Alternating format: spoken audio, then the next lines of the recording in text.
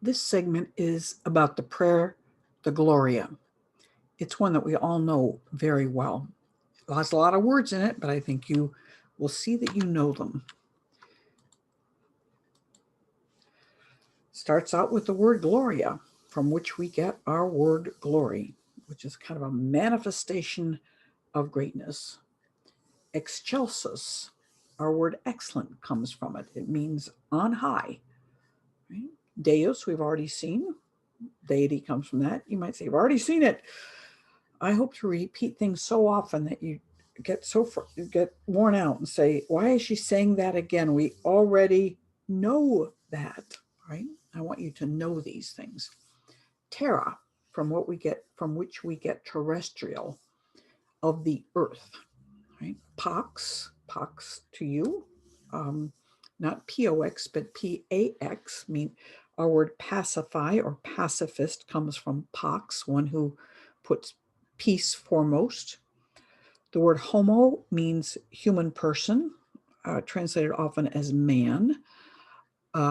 And the form we see in the prayer itself is hominibus. Our word homicide comes from homo. Side means to kill. So a homicide means that someone has killed a person. Bonus is the word for good. Our word bonus means something extra that you get, but it's an extra good thing. Okay, voluntas appears as voluntatis. Our word voluntary comes from that, something you do of your own free will. Laudare, we'll see the form laudamus.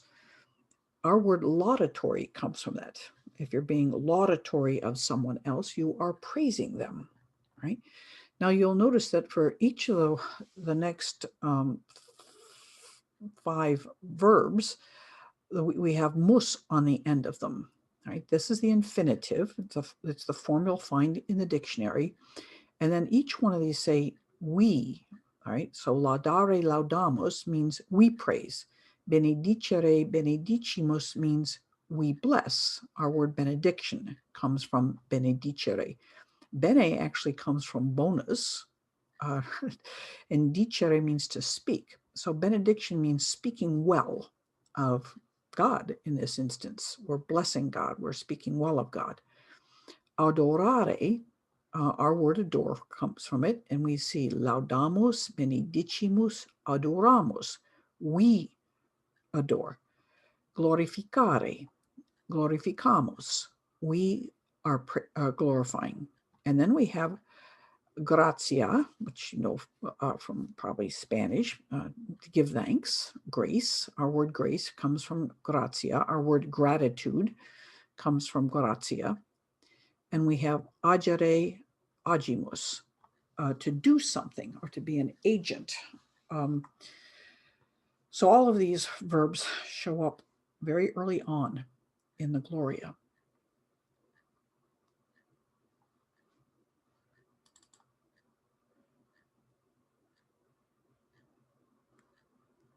Okay, the next word is propter.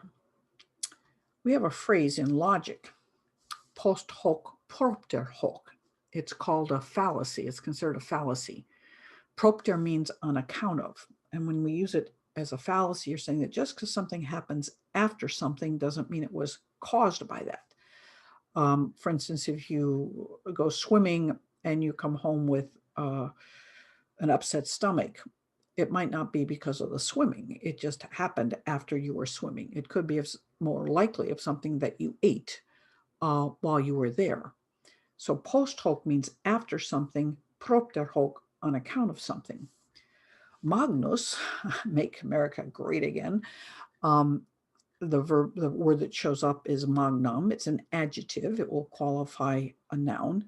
But our word magnify comes from magnus. We've already seen dominus and domine, which is to dominate or to rule. It's not a negative sense. Our word dominate has a negative sense, but certainly dominus does not. He's the Lord, just his position. Rex is the king. We use that word often. People name their dog Rex. He's the king. Our word regal comes from rex. Celestis Our word celestial, heavenly, the heavenly king. Pater, we've seen it already. You should already know it, but let's get it up there. Pater, paternal, paternity. Omnipotens, we've already seen. It's two words put together, omnis and potent. It means you have all the powers, all the abilities. Okay, filius. We already know that word. Filial relationship, one's of brothers. Right? Unigenitus. The form appears as unigenite. Our words genital, generate, and generation come from this. Uni means one. So we have the one born, or the only begotten, or the only generated Son of God. Agnus means lamb. Agnus Dei means the Lamb of God. We know that from Mass. We often use it even in the English Mass. In the Novus Ordo, we'll sing the Agnus Dei. Beautiful pictures of Jesus as being the Lamb of God. We've already looked at pater, but I just wanted this one because we have a different form. Patris, it's of the Father. Our word patrimony comes from pater and patris. Tollere means to take. It's interesting, our word toll, same word. When you go through a toll, they take your money. So tollus means take, right? Peccatum, we've already seen. Plural is peccata. And we've learned the word, if you didn't already know it, peccadillo, a small sin. Mundus, we've already commented on. It means world. Our word mundane comes from mundus. It doesn't mean exactly, it's just derivative. It's not a cognate because mundane largely means somewhat boring. But mundus means simply the world itself. And miserere, you've probably said that many times in our prayers, but it means mercy, have mercy, or our word commiserate comes from it. Deprecatio, to deprecate someone means to really insult them, to put them down. We saw precor before, which means to beseech, but this is a beseeching that is can be putting someone down, our deprecat. Sedere, we see the word sedes in the Gloria. You sit. Our word sedan comes from that. It's a car in which you can sit, unlike at one time trucks. Now they're as comfortable as your living room, but it's not for carting things around, a sedan. A sedan is for sitting in. We've already looked at the word dexterous. It means on the right hand. Again, it's just derivative here. Dexterous means that you can use both hands well, right? Solus, alone. Our word soul, he's the sole one who was there, or our solitary, we're alone, just one. So solus means one or alone. Sanctus, we've seen many times, it means sanctify, holy one. Altissimus, the highest. This is what's called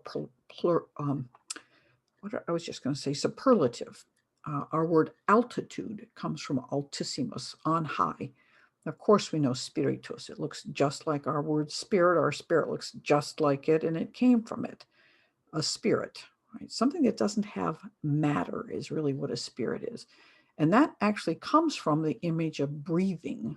You breathe out, and there's something there, but you can't see it, all right? It has existence, but it's not matter. It's not something you can touch and see. All right, just a slight review of the parts of a sentence. I use these words a lot, so some of you have had grammar, some of you haven't. I expect you do know this, but let's just review it. A sentence has the three major parts are the subject, who's the agent of the sentence, the one who performs the task, the verb, what the subject does, and the object is what the subject acts upon. So the subject here is Joe. Joe is the agent. Joe is hitting. And what is he hitting? He's hitting the ball. So three parts: subject, verb, object. A prepositional clause tells us something about the manner, where, what, why, etc. Here we have Joe hit the ball in the ballpark. Right? So it's where. Prepositional clause often refers to one of the W words, where, why, what, sort of thing. And a subordinate clause, we'll see a couple of those today in the Gloria. It means there's a main clause of a sentence, which is Joe hit the ball in the ballpark, but it tells us something about Joe. It's subordinate. It's underneath the main clause. You can take the subordinate clause out and you still have a full sentence. The subordinate clause on its own is not a full sentence. It can't stand as a full sentence. What we have here is what's called a relative pronoun. It relates back to Joe. So Joe, who is the best hitter on the team, hit the ball in the ballpark. Probably should say out of the ballpark. All right, pronouns. Again, I'm going to show you a lot of pronouns. I'm not asking you to memorize these. I hope that we're going to see so much of them that before long, you'll know what you're seeing without having memorized them. There are 3 different persons. There's the first person, which is I, the second person, which is you, and the third person, which is he, she, it, and they. So we've already talked about the different cases, which is the role that something plays in a sentence. And I believe we've already talked about this, at least in a general way, about the pronoun I. I hit the ball. That means I'm the agent of the sentence. Then we have the genitive, which is possession. I hit my ball, or that is mine. All right, these are possessive pronouns. They look very different from I. You wouldn't know that my and mine mean this are the same word. They don't come from, but the same word as I. But we've got completely accustomed to something that doesn't look at all like the first person singular, refers to the first person singular. Say he gave the gift to me. So now we have I, my, mine, and me, all of which are spelled different. And honestly, because they're spelled different, they have a different form, right? We know the role that they play in the sentence, right? So this word me can serve for several different cases. He gave the ball to me. He walked towards me, and it was done by me. But all of these words refer to the first person singular. I am a person, and I'm only one person. So in Latin, these are the words that refer to the first person singular. We know ego. Our word ego, we have a big ego. That means I put my I is very big. My ego, who I am, is very big. So ego means I. Now, often this word doesn't show up because in Latin, the end of the verb tells us that it's a first person singular. So we often don't, it doesn't appear in Latin where it would appear in English, because the end of the verb shows us that it's the first person singular. But ego is the first person singular in Latin. And then we see all these, what I'm going to call little m words, all right? Again, much like me refers to I, mei and meum refer to my and mine, mihi, to me, he gave the ball mihi, he walked towards me, me here, oops, and this should be, it shouldn't be, it should be may, though this is the adjectival form. Sorry, just drop that O. All right, now we have the first person plural, meaning it's the agent, again, of the sentence, but here it's the plural. There's one I and there's many I's, means a we. So we have ours, it belongs to us. They gave it to us, they walked towards us, and it was done by us. So again, ours doesn't look anything like we, us doesn't look anything like ours, right? But we know that these are referring to the same agent, or the same person, the same many persons, all right? So, well, let me go back if I can. Can I? I don't know if I know how to go back. Oh, I do. Again, these are the N words, all right? Again, I'm going to call these the little M words, refer to me or I, and I'm going to talk about the N words. They're not all that small, but they're smallish. We're going to talk about the N words, which are the first person plural pronouns. Now, second person, we only really have the singular. most other languages also have a plural, so we know where we're talking to you. I want you over there, go somewhere, right? The form of the verb and the form of the pronoun in Latin, you can tell whether you're talking to a whole group of people. I mean, I want you, the whole football team, you, all you, get out of here, all right? Or you, John, you, singular, I want you to do something. So again, we have the same kind of variation. These do look more like the first word, the subject, the nominative, than in the case of I or you, but in case of I. So we have you, yours, you, towards you, and by you. The only one that's different here is yours. All right. The book is yours. It's the possessive. But in Latin, we have some nice differences here. You're the one that needs to do something. It's yours, tui, tibi, te, and te. Now, these all look quite different. I'm going to start talking about the little T words. The little T words are the pronoun to. You don't have to remember what they are or that this is dative, though you'll get used to it by seeing the context. But I want you to know these little T words. In context, I think you'll easily see that it's a pronoun, second person pronoun. Now, just like we had the N with exactly the same endings, nos, nostrum nobis, here we have vos, vostrum vobis, vos, vobis, talking to several yous, right? And then we have the third person singular. There's quite a bit of difference here because we have the masculine, the feminine, and the neuter. We have them in Latin just as we have them in English. So he, she, it did something. In Latin, it's is, ea, eum. Again, they don't look much but like each other, but neither do these. All right. So is means he, ea means she, eum means it. Luckily enough and nicely enough, the genitive is the same for all of them. We have three words: his book, hers, its. It's hers, it's its, right? But we have eos for all of them. And now you see this E keeps appearing here. Is is he, but we have ea, eos, eo, ai, eo, eum, eum, eo, eo. Right? So these little E words, right? Little E words are the third person singular, either his, her, or its. And usually the ending will tell us whether it's masculine, feminine, or neuter. The masculine and neuter are similar in form, but the feminine is different. Now we see this E appears in the third person plural. We have they, nominative, they did something. The book is theirs. Oh, sorry about this.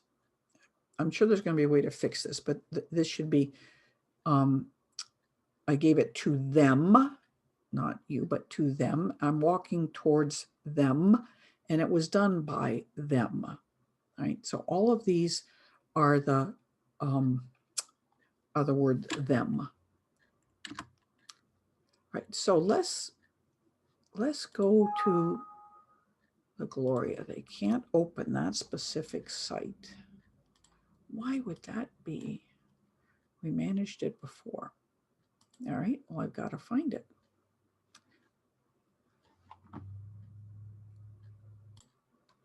All right, I had to pause there for a minute so I could get the Gloria up there. And in the meantime, I fixed this slide.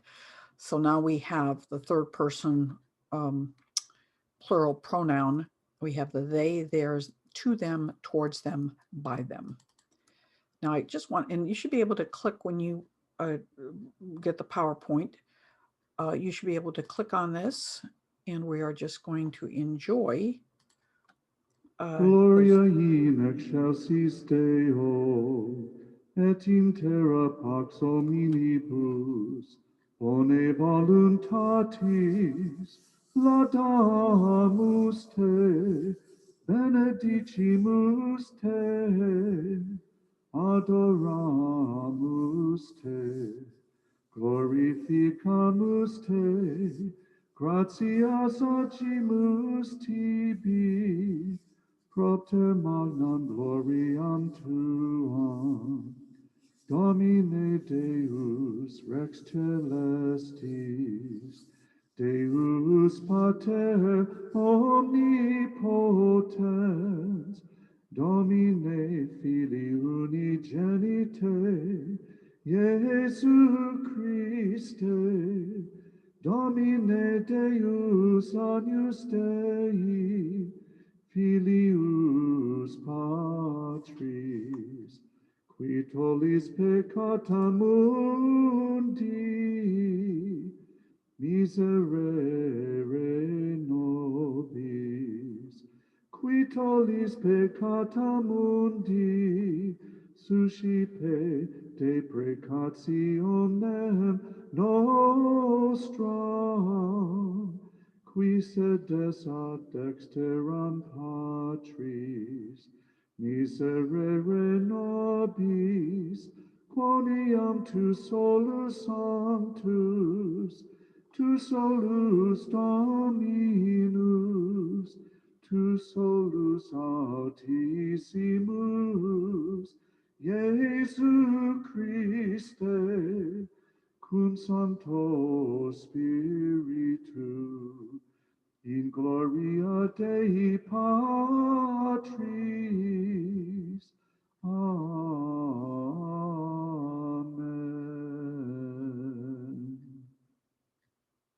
Now that's beautiful. So I'm next going to go through the prayer itself slowly.